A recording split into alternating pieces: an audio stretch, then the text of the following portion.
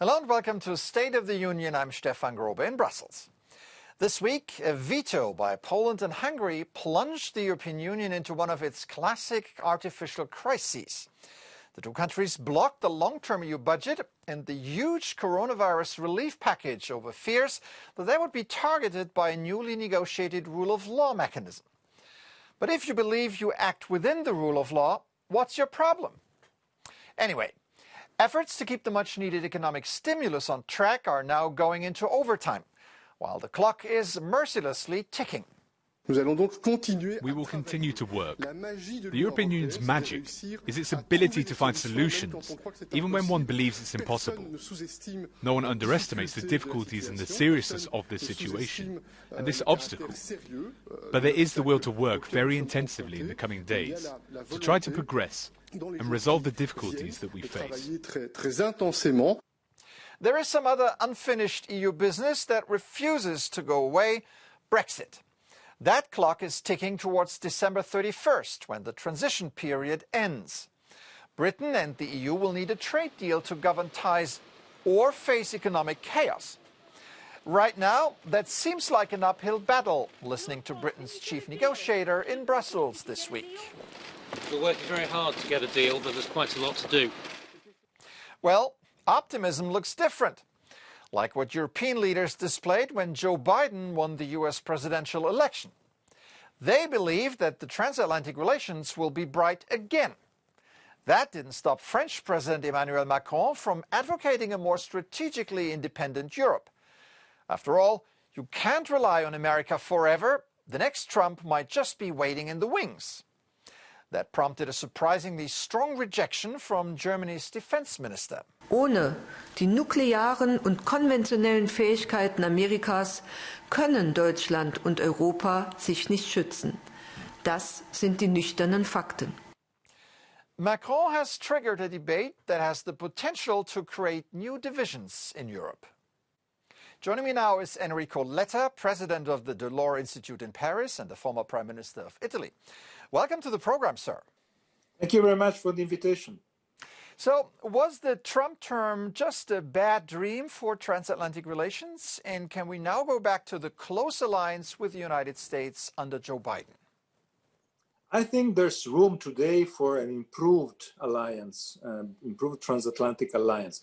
And I think there's a strong need at world level. It is the first crisis, the pandemic crisis, the first crisis ever where we didn't have any transatlantic dialogue, any transatlantic common response.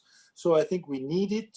I think the 4 years of Trump were not just a nightmare, they were reality. And they, at the end of the day, they created a wider gap between Europe and the US. The leading voice in favor of strategic independence is French President Macron. Not surprising, as French leaders since de Gaulle have been suspicious of America's role in Europe. Is there anything new in Macron's thinking? I think Macron's thinking is completely different from what de Gaulle did.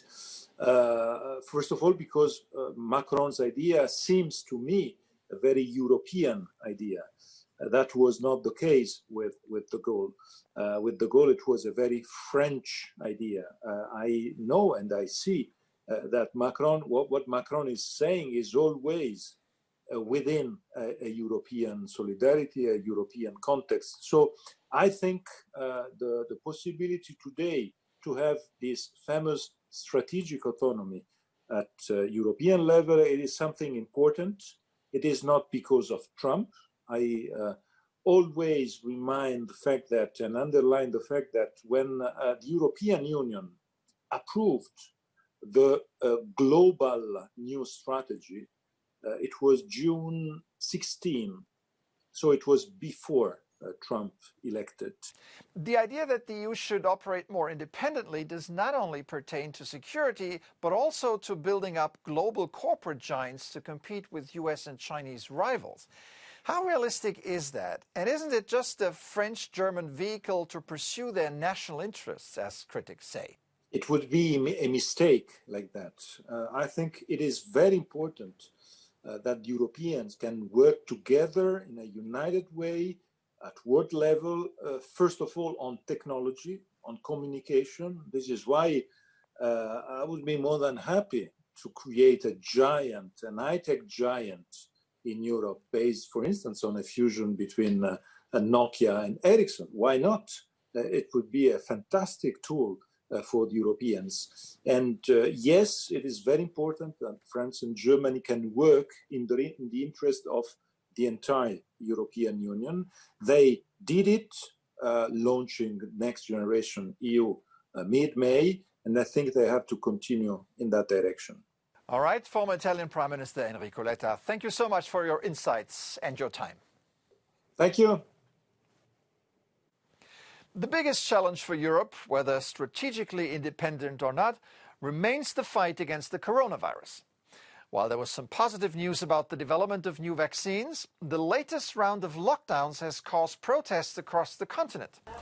In central Berlin, police fired water cannon to disperse thousands of unmasked protesters after the crowd refused to put on face coverings.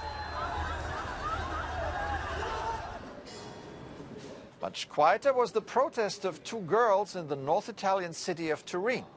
They sat in front of their school, which has been closed for fear of further spread of the pandemic. Their sit-in caught the attention of the country's education minister, who congratulated the girls on the civic activism. And she promised that she would do everything possible to reopen schools as soon as possible. That's it for this edition. I'm Stefan Grobe. Thank you for watching. Have a good week.